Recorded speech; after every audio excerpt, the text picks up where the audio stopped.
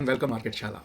कल का मार्केट बहुत ही जो है ज़्यादा दर्दनाक रहा इन्वेस्टर्स के लिए। काफ़ी काफ़ी बुरी तरीके से मार्केट के अंदर जो है मुनाफा वसूली हुई। और सबसे बड़ी जो अचरज की बात थी वो ये थी कि वर्ल्ड वाइड मार्केट्स अच्छा कर रहे थे, लेकिन हमारे मार्केट्स ने शुरुआत होते ही, हालांकि शुरुआत एकदम फ्लैट नोट पे दी, फ्लैट से थोड़ा सा ऊपर भी बढ़े, लेकिन उसके बाद जो है with in a second I would say, मतलब 1 मिनट के अंदर वहां से जो गिरावट शुरू हुई है और जिस तरीके से फॉलिंग नाइफ चला है, मतलब ये ऐसा एक नज़ारा था जो कि हमारे जो पार्टिसिपेंट्स हैं, स्टॉक मार्केट के पार्टिसिपेंट्स जो कि स्पेशली नए हैं या कोविड-19 के बाद जो है पार्टिसिपेट कर रहे हैं स्टॉक मार्केट के अंदर, उनके लिए थोड़ा सा एक अलग नज़ारा था। और यही चीज़ें हैं जो कि एक एक नोविस इन्वेस्टर को या पार्टिसिपेंट को जो है एक मैच्योर पार्टिसिपेंट के रूप में स्टॉक मार्केट में स्थापित करती है। देख रहे हैं आप जो ये चार्ट इस टाइम पे जो मार्केट आउटलुक का चार्ट है, ये आज की डेट में अगर देखा जाए तो लगभग 9% की गिरावट अपने हाई से दे चुका है।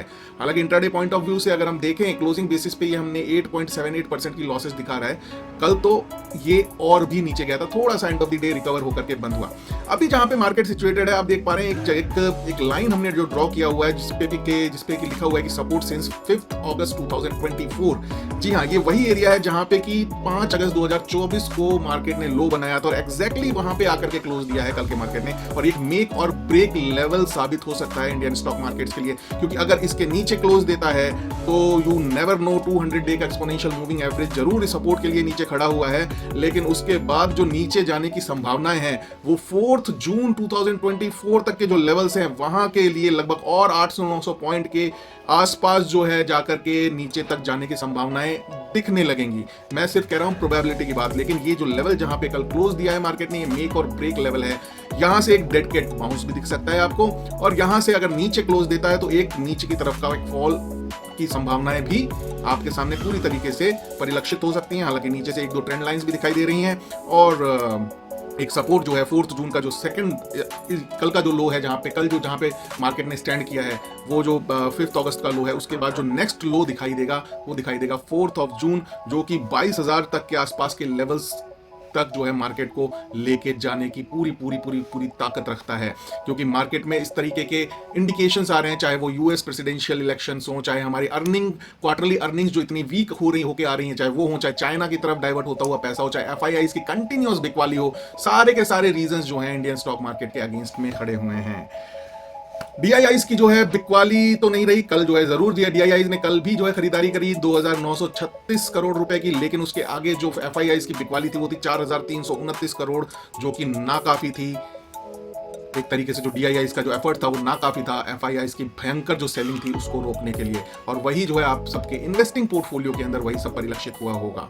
एडवांस डिक्लाइन रेशो बहुत ही खराब था, लगभग अगर मैं जो है इवन फिगर्स में बोलूं तो 1:4 या 1:3.5 का जो है एडवांस डिक्लाइन रेशो था। 581 बढ़ने वाले शेयर्स के अगेंस्ट में 2006 गिरने वाले शेयर्स खड़े हुए थे, जिसने मार्केट का जो मूड और माहौल बिगड़ा हुआ था जिस तरीके से, चाहे वो मिड कैप स्मॉल कैप के शेयर्स हों, पीएसयू साइड के गवर्नमेंट सेक्टर के जो शेयर्स हैं, बहुत ही बुरी तरीके से जो है वहां पे बिकवाली का जो आलम है लगा हुआ है। थोड़ा बहुत जो होल्ड बैक किया हुआ है जिन स्टॉक्स ने, वो वही स्टॉक्स हैं जिन कंपनीज की अर्निंग स्ट्रेंथ है, जहां पे कि धंधा जो है उन कंपनीज का पैसा कमा के दे रहा है। That is why fundamental analysis is very much required when you get into the investing business of stock market.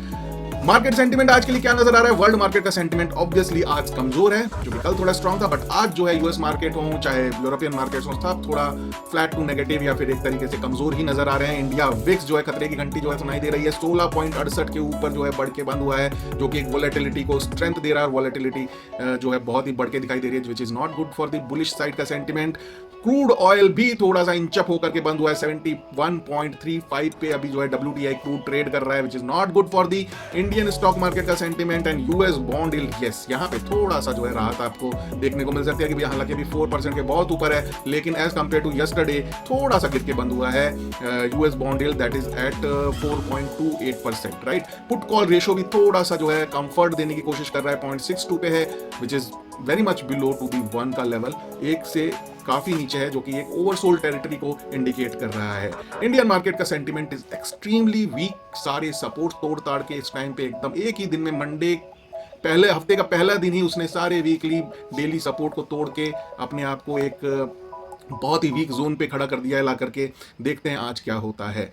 अब देखते हैं जो हमारे ट्रेडर्स हैं, इन्वेस्टर्स के लिए तो एक ही चीज है कि भाई जहां है वहां पे एकदम मजबूती से पकड़ के खड़े रहें, अच्छे स्टॉक्स में थोड़ा बाइंग भी कर सकते हैं, थोड़ा बाइंग, एकदम से जाने की जरूरत नहीं है। अच्छे स्टॉक्स माने जिन शेयर्स की अर्निंग्स हैं, जिनका जो कंपनीज पैसा बना रही हैं, वहां पे एक्सपोजर हो, क्योंकि मोमेंटम तो मार्केट से फिलहाल के लिए जा चुका है। तो मोमेंटम को चेज नहीं करना है, स्ट्रेंथ को चेज करना है, strength of the business inside the company.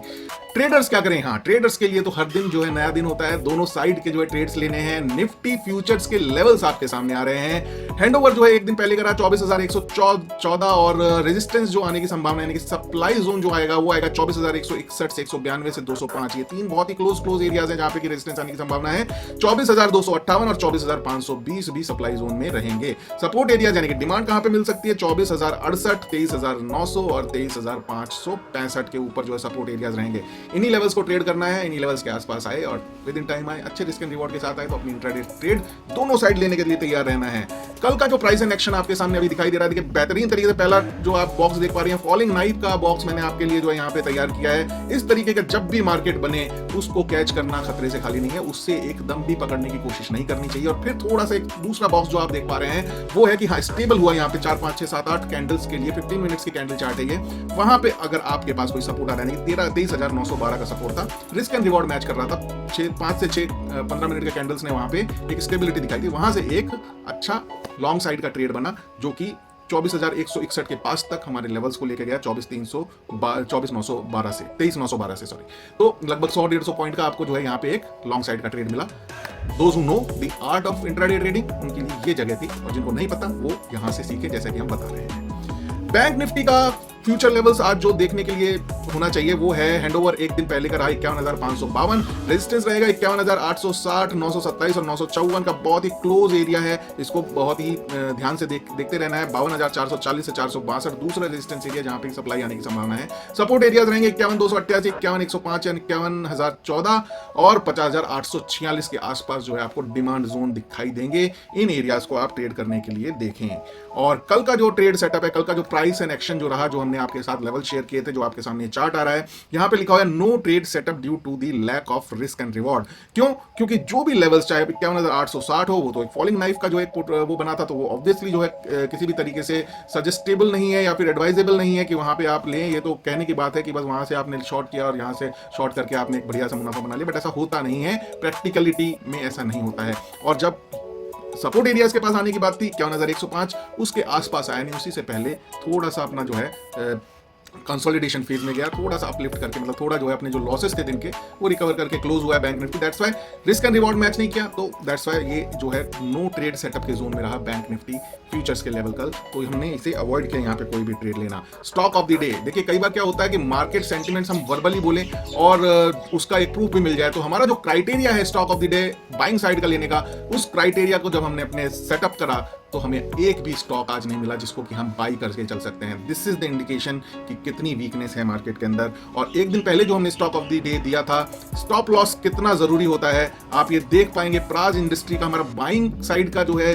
Trade था, जरूर हमें मौका मिला वहां पे बाई करने का, लेकिन जो है stop loss with in 15 minutes, मैंने 15 मिनट्स का टाइम भी नहीं लगाया और स्टॉप लॉस जो है वहां पे हिट हुआ 737 पे आकर के। लेकिन अगर वहां पे स्टॉप लॉस नहीं लिया गया होता तो क्या होता, लगभग जितने का स्टॉप लॉस था उससे डबल जो है, उससे डबल यानी कि 710 पे जाकर के ये 710 से भी नीचे गया है प्राज इंडस्ट्री का स्टॉक, और वहां पे एक लॉस जो आपने स्टॉप लॉस लेकर के अपना मिनिमाइज किया, वो लॉस कितना बड़ा हो सकता था। ये प्रूव करता है स्टॉप लॉस होना ट्रेडिंग बिजनेस के अंदर कितना जरूरी है। तो कल का जो हमारा स्टॉक ऑफ द डे था उसमें स्टॉप लॉस हिट हुआ है।